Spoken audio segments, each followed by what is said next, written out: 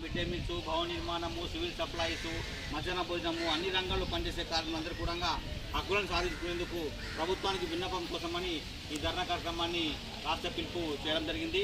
అందులో భాగంగా మధ్యాహ్న భోజన కార్మికులు కూడా సమస్యలు చాలా ఉన్నాయి. గత 10 సంవత్సరాల నుంచి పెండింగ్లో ఉన్నాయి. గత పోయిన ప్రభుత్వం కూడా ఎటువంటి చొరవ తీసుకోలే. మన కార్మికుల పట్ల చాలా చిన్నచూపు చూసేసి ఎక్కడైతే కూడా అక్కడిగానే ఉండిపోయింది. కాబట్టి ఇప్పుడైనా కనీసం మన సమస్యలు పరిష్కారమై మనం ముందుకు పోయే అవకాశాలు ఉంటాయని చెప్పేసి ప్రభుత్వం మారిన తర్వాత మొట్టమొదటి చెప్పేసినాము. మీరందరూ కూడా సమన్వయంగా ఉండాలి. కార్మిక సంఘంని పట్టుకొని ఉంటేనే, సంఘం ఉంటేనే మనం హక్కులు సాధించుకోగలుగుతాము. ఒంటరిగా మనం ఏం సాధించుకోలేము. ఈరోజు మనకు పూర్వము మీకు పనిచేస్తున్న ఖాతా చాలా మంది ఉన్నారు. ఖాతా వాళ్ళు మన జీతం ఎంత ఉండే, అక్కడి నుంచి ఇప్పటిదాకా ఎంత వచ్చింది, ఇంకా ముందు మనకి ఏం కావాలి, పిఎఫ్ కావాలి, ఈఎస్ఐ కావాలి, మెడికల్ సౌకర్యం కావాలి, ఇన్సూరెన్స్ కావాలి, జీతాలు కావాలి. ఇప్పుడు మధ్యాహ్న భోజన పథకం ఎత్తేసే ఆలోచన నడుస్తుంది. దాన్ని కూడా మనం ఆపుకోవాలి. మనం థర్డ్ క్లాస్ ఎంప్లాయీగా పనిచేస్తున్నాము. ఈరోజు కాంట్రాక్ట్ పద్ధతి ఉన్నది. దాన్ని తీసేసి మనము రోజు స్కూల్ ఉండాల్సిందే, పిల్లలు చదువుకోవాల్సిందే, మధ్యాహ్న భోజనం పెట్టాల్సిందే. అసలు మరి ఈ ఉద్యోగులను ఎందుకు పర్మిట్ చేయకూడదు?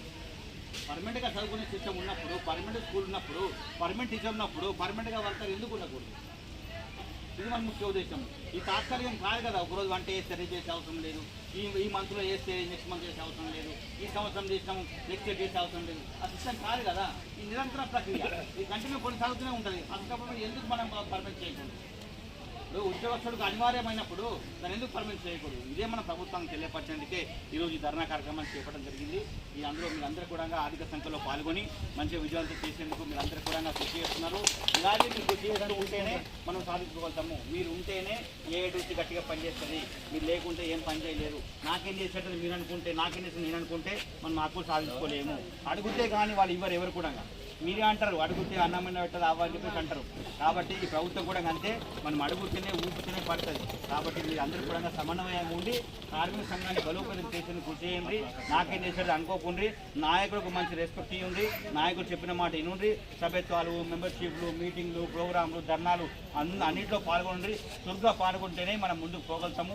ఇక ఫ్యూచర్లో మనకు జీతాలు పెరగాల్సిన ఉంది, ఈఎస్ఐ పెరగాల్సి ఉంది, ఇన్ఫ్లేషన్ పెరగాల్సి ఉంది, ఇంకా మనం పర్మనెంట్ చేయాల్సి ఉంది. ఇంకా చాలా బెనిఫిట్స్ ఉన్నాయి. ఈ బెనిఫిట్స్ కోసం మనం ప్రయత్నం చేస్తున్నాము. మీరందరూ కృషి చేయాలని చెప్పేసి మీరందరూ ఐకమత్యంగా ఉండి కార్మిక సంఘాన్ని బలోపేతం చేసేందుకే ప్రయత్నం చేయడం చెప్పేసి మీకు పిలుపునిస్తున్నాం.